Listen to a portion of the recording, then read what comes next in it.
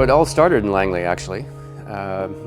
Langley was where I lived at the time. Langley is a great car market. It's close enough to the city where it's got a density of population to serve, but it's also far enough out where people need cars. When I first got into the business, there was people that would spin odometers. There were stories about people throwing the keys on the roofs, where a customer would come in with a trade-in, the guy would throw the keys on the roof and hold the customer there till they bought a car. As I saw, there was a need for change, and there needed to be some ramifications for some of the stuff that was happening out there. I started with very little money.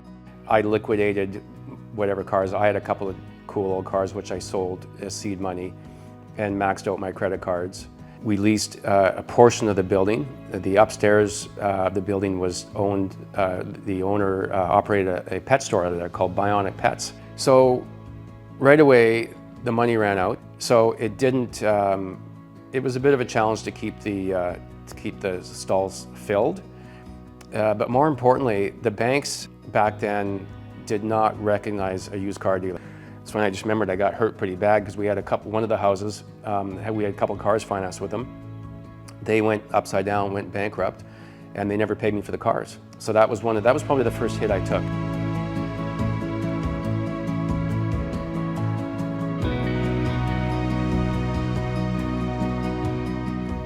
But it also, for me, I remember we would sell a lot of higher kilometer vehicles because that was kind of our market in the used side. But there would be people that I knew I would be competing with at the auction on, say, a 200,000 kilometer truck that were going to give it a haircut to 100,000 kilometers. So it was a different world. A lot of things have stayed the same, but it certainly was a lot different. Salespeople weren't licensed. Some of that smell still lingers, but it's a different world for sure. Because I'd committed to the business, I really wanted to see the change, and a lot of it has come, through these governing bodies.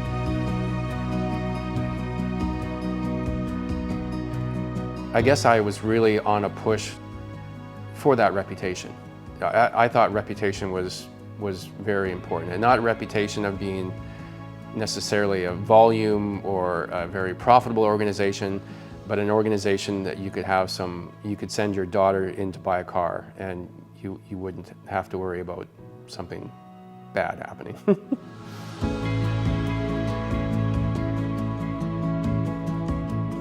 There are car people and there aren't car people. Like I always say, the not car person drives a gold Corolla. I've always been passionate about cars, and I couldn't understand people that drove gold Corollas.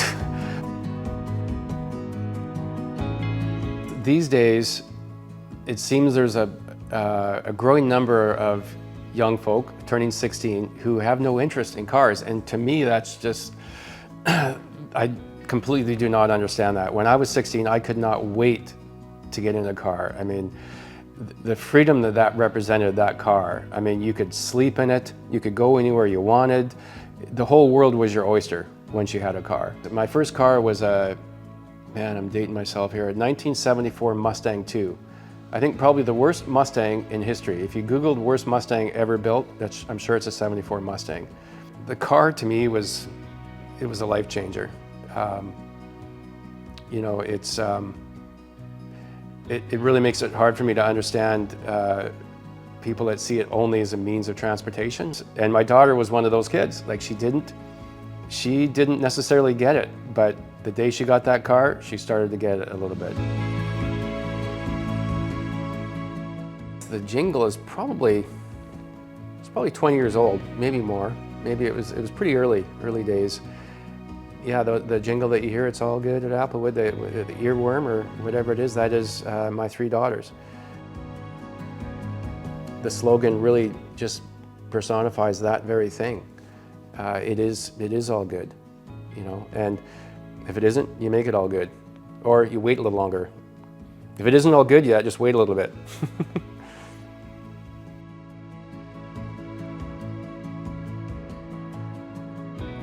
I remember I hired a salesman one time. He, he was interviewing with us, and I closed by saying, the interview went well, and I closed by saying, okay, well, we'll get back to you, tomorrow or the next day. I'm sure you're looking at other opportunities elsewhere, and you'd like to know. And he says, no, I'm not looking anywhere else. I want to work here. I hired him on the spot. So for sure, reputation is the thing I'm the most proud of today. And doing things right over time, it just sort of organically has grown to where it is. Our first franchise was Kia. That one I really worked at because I realized you needed to have a franchise. But because of our performance with Kia and our reputation, Nissan actually came knocking, and that was our second brand. And then that led to 3 stores, and then a 4th, and then Mitsubishi fell in there, and organic is really the best way to describe it. And to answer whether or not I thought it would get here, maybe I would have said I hope it does. So 25 years from now, wow. But my first reaction to that question is a lot of that depends on the partners. It really depends on their appetite, because I'm at a stage in my life where I'm rolling off the gas, and I'm on the gas, literally, in other things in my life, with my boating now and the car racing. I feel like this is a cadence I can function at. I don't find it overly stressful. I've downloaded a lot of my stresses to my partners, and as long as they can stomach the stress and the things that go with it, then we'll continue to grow.